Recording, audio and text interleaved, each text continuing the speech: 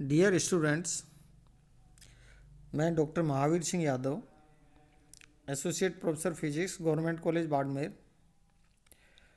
आज आप लोगों को BSc part first physics paper third electromagnetics का topic potential of an arbitrary charge distribution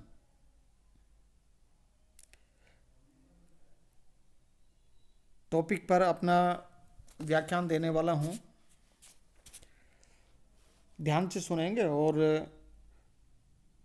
कोई दिक्कत हो, कोई प्रॉब्लम हो तो मुझसे संपर्क कर समाधान कर सकेंगे।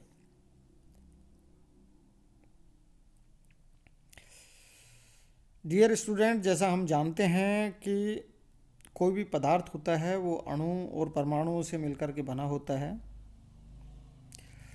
और इन अणुओं में परमाणुओं में अत्यंत लघु आयतन में जो आवेश है वो वितरित रहता है और किसी भी पदार्थ की वैद्युत प्रकृति को समझने के लिए आवेश वितरण के कारण किसी बाह्य बिंदु पर विद्युत प्रभाव को समझना बहुत आवश्यक होता है और उसके कारण से हम बहुत सारी जो फिजिकल प्रॉपर्टीज़ होती हैं उनको हम बता सकते हैं, उनकी व्याख्या कर सकते हैं। तो मैं आज जो आर्बिट्रेरी चार्ज डिस्ट्रीब्यूशन के कारण से और जो पोटेंशियल होता है, विभव होता है, उसका मान कैसे निकालते हैं, कितना होता है और किस निष्कर्ष पे हम पहुंचते हैं, उस बारे में आप लोगों को बताने वाला हूं। तो उसको समझने के लिए और माना किसी बंद निकाय में आवेश अनियमित रूप से वितरित है, जैसा कि मैंने यहाँ इसके अंदर ये इस तरह का जो ये बता रखा है, ये एक आर्बिट्रेरी चार्ज डिस्ट्रीब्यूशन वो है और जो एक बंद निकाय के अंदर विद्यमान है। आवेशों द्वारा किसी बाह्य बिंदु पर विभव का मान ज्ञात करने के लिए संपूर्ण निकाय को छोटे छोटे आयतन अल्पांशों में विभाजित करते हैं। जैसे मैंने ये डीवी लिखा हुआ है, उन्हीं जो अनेकों अल्पांश हैं, अल्पांश आयतन है, उनमें से एक अल्पांश आयतन ये है, जिसको डीवी के द्वारा मैंने रिप्रेजेंट कर दिया है। और इसमें जो आवेश घनत्व है वो रो कूलाम प्रति मीटर क्यूब है। इसका जो चार्ज डेंसिटी है वो रो कूलाम पर मीटर क्यूब है। यहाँ ये जो अल्पांश है, डीवी अल्पांश है, ये जो फ्रेम ऑफ रेफरेंस है जिसके अंदर ये एक्स है, इधर ये वाई है, इधर ये जेड है, इस निर्देश फ्रेम में यहाँ ये जो अल्पांश डीवी है इस मूल बिंदु ओ से स्मॉल आर डिस्टेंस पर है और यहाँ ये जो स्मॉल आर डिस्टेंस है वो जेड एक्सिस से और थीटा कोण बनाती है। यहाँ इस अल्पांश से डिस्टेंस ए पर कोई बिंदु पी है जो कि इस जेड अक्ष पर विद्यमान है, जहाँ हमें पोटेंशियल का मान ज्ञात करना है।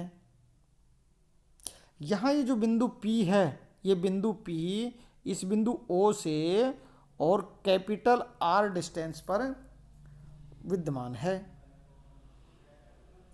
तो ऐसी स्थिति के अंदर जो ये आयतन अल्पांश dV है, इसमें आवेश की मात्रा को मैं डिफाइन कर सकता हूँ dq equal to rho into D, क्योंकि जो चार्ज डेंसिटी है रो है, आयतन dv है, इसलिए टोटल चार्ज कितना होगा इस अल्पांश के अंदर, रो इंटू डी हो गया। अब माना किसी निर्देश फ्रेम के मूल बिंदुओं से इस अल्पांश की दूरी r है, जैसे मैंने उसके अंदर फिगर के अंदर रिप्रेजेंट कर दिया, जेड अक्ष पर स्थित एक बाह्य प्रेक्षण बिंदु P की कल्पना करते हैं जिसमें मूल बिंदु O से दूरी कितनी है, कैपिटल R है। आयतन अल्पांश dv से कितनी दूरी पर, a डिस्टेंस पर है, जैसा मैंने फिगर के अंदर बताया है। तो आयतन अल्पांश dv में स्थित आवेश के कारण बिंदु P पर विभव का मान कितना हो गया, d phi equal to 1/4π ρ into dv upon a, जिसको इक्वेशन 1 के द्वारा मैंने रिप्रेजेंट कर दिया है। यहाँ जो एप्सिलॉन है वो माध्यम की विद्युतशीलता के नाम से जानी जाती है, और ये जो पोटेंशियल वही जैसे एक फॉर्मूला लिखते हैं के क्यू अपॉन आर, तो वही फॉर्मूला ये जो इक्वेशन 1 के द्वारा डिफाइन कर दिया गया है। क्यू की जगह क्या लिख दिया, रो इंटू डीवी लिख दिया गया है। अब यह निकाय में स्थित सभी आवेशों द्वारा बाह्य बिंदु P पर विभव का मान सभी आयतन अल्पांशों में स्थित आवेशों द्वारा P पर विभवों के योग के बराबर माना जा सकता है। इसलिए कंटिन्यूअस सतत रूप से इसको मान सकते हैं। ऐसी स्थिति के अंदर हमें जब कुल मान निकालना हो, योग निकालना हो, तो फिर क्या कर देते हैं, इंटीग्रेशन कर देते हैं। तो इस तरह के डिस्ट्रीब्यूशन के लिए हम ये निकाल सकते हैं। तो P पर कुल विभव फाई का मान कितना हो गया, phi equal to integral of D phi equal to 1/4π integral rho into D V upon small A. इसको मैंने इक्वेशन 2 के द्वारा लिख दिया है, जैसे यहाँ इक्वेशन 2 है। अब यदि आयतन अल्पांश dv के स्थिति सदिश स्मॉल r की दिशा z अक्ष से थीटा कोण बनाती है, जैसा मैंने फिगर के अंदर बताया था आप लोगों को, तो फिगर से क्या लिख सकते हैं, small a square equal to capital R square plus small r square minus 2 capital R small r into cos theta. इस रूप के अंदर मैं इसको लिख सकता हूँ। अब यहाँ क्या करता हूँ, इसका 1/a निकालूं, तो ऐसी स्थिति के अंदर इसको क्या कर लिख सकता हूँ, 1/√r square capital R square plus small r square minus 2 small r capital R cos theta whole power 1/2। तो ऐसी स्थिति के अंदर यहाँ मैं नीचे 1/r को कॉमन ले लेता हूँ। तो ऐसी स्थिति में ये जो ऊपर वाली इक्वेशन है, इस इक्वेशन को रीअरेंज करके और इस तरह से लिखा जा सकता है, अर्थात 1/R into 1 plus small r square upon capital R square minus 2 small r cos theta upon capital R whole power 1/2। Equation 3 के द्वारा मैं इसको रिप्रेजेंट कर देता हूँ। परंतु हम जानते हैं कि 1 plus x raise to power n, तो जो इसका बाइनोमियल एक्सपेंशन होता है, इसको कैसे लिख सकते हैं, इसको लिखा जा सकता है 1 plus x raise to power n equal to 1 plus n x plus n into n minus 1 upon factorial 2 into x square plus n into n minus 1 into n minus 2 upon factorial 3 into x cube plus 1। इसी तरह से इसके अंदर चलता रहेगा। ये equation 4 ये 1 plus x raise to power n का बाइनोमियल एक्सपेंशन को रिप्रेजेंट करती है। इस एक्सपेंशन को इक्वेशन 3 के अंदर हम इसको वो कर दें, अप्लाई कर दें, तो ये जो इक्वेशन 3 है हमें निम्न प्रकार मिल जाती है। यहाँ ये इसके अंदर जो इक्वेशन ये मिलती है 1/a equal to 1 capital R into 1 minus 1/2 into R small r square upon capital R square minus 2 small r cos theta upon capital R plus 3/8 into small r square upon capital R square minus 2 small r cos theta upon R, और इसके whole power कितनी हो गई, 2 हो गई। और इसी तरह से आगे के जो टर्म है वो इसके अंदर आते जाएंगे। अब यदि मैं इस इक्वेशन को थोड़ा सा रीअरेंज कर लूँ और 1/r के घात वृद्धि के रूप में इसको लिखूँ, तो ऐसी स्थिति के अंदर ये जो इक्वेशन है ऊपर वाली ये इक्वेशन हमें इस रूप के अंदर मिल जाती है, अर्थात 1/a equal to 1/R plus small r cos theta upon capital R square plus small r square upon capital R cube into 3 cos square theta minus 1/2 plus so on. आगे के जो टर्म है वो इसके अंदर आगे बढ़ते हुए चले जाएंगे। नेक्स्ट, यहाँ ये जो इक्वेशन 5 मिलता है, इस इक्वेशन 5 को इक्वेशन 2 में रख देते हैं, अर्थात 1/a का जो मान इक्वेशन 5 में हमें प्राप्त हुआ है उसको इक्वेशन 2 के अंदर लिख देते हैं।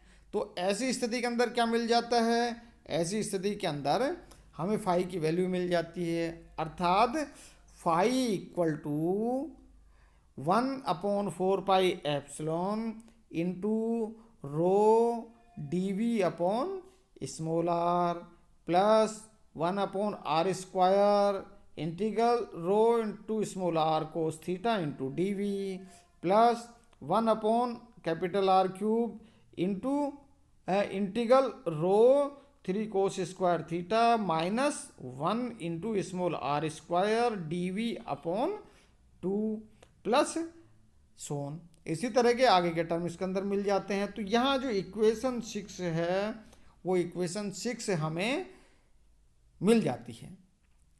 अब यहाँ यदि इस इक्वेशन के अंदर ये जो समाकलन टर्म है, इन समाकलन टर्म को हम यहाँ P0, P1, P2 के द्वारा और प्रतिस्थापित कर दें, रिप्रेजेंट कर दें, अर्थात P0 इक्वल टू कितना लिख दूँ, P0 equal to integral rho into D. यहाँ P1 इक्वल टू क्या लिख दूँ, rho R cos theta into D, और यहाँ P2 इक्वल टू क्या लिख दूँ, rho into 3 cos square theta minus 1 into R square upon 2 D, जो थर्ड पार्ट के अंदर लिखा है इस इक्वेशन 6 के अंदर, इसको मैं P2 के द्वारा इसके अंदर लिख देता हूँ। तो यहाँ जो इक्वेशन 6 है उस इक्वेशन 6 को हम इस प्रकार से लिख सकते हैं, अर्थात V इक्वल टू जो पोटेंशियल V इक्वल टू कितना आ गया, V equal to P0 upon 4 pi epsilon into capital R plus दूसरा टर्म आ गई P1 upon 4 pi epsilon R square capital R square plus third क्या आ गई P2 upon 4 pi epsilon into R cube plus 1। आगे बढ़ते हुए इसके अंदर आ जाएंगे। यहाँ ये जो इक्वेशन 7 ये हमें प्राप्त हो जाती है, अर्थात किसी आर्बिट्रेरी चार्ज डिस्ट्रीब्यूशन के कारण से उसके बाहर स्थित किसी बिंदु P पर जो पोटेंशियल होगा उस चार्ज डिस्ट्रीब्यूशन के कारण से वो इस इक्वेशन 7 के द्वारा दिया जाता है। इस प्रकार किसी निकाय में वितरित आवेशों के कारण किसी बिंदु पर विभव का मान 1/r की घात श्रेणी के रूप में व्यक्त किया जा सकता है, जैसे 7 में किया है। P0, P1, P2 इत्यादि का मान निकाय में आवेश वितरण की संरचना पर निर्भर करता है, और यहाँ जो P0, P1 और जो P2 है ये एक विशेष प्रकार की आवेश संरचना को व्यक्त करता है। वो संरचना क्या होगी, किस तरह से उसका व्यवहार होगा, वो हम नेक्स्ट लेक्चर के अंदर उसको अध्ययन करेंगे। आज के लिए इतना ही। बहुत बहुत धन्यवाद।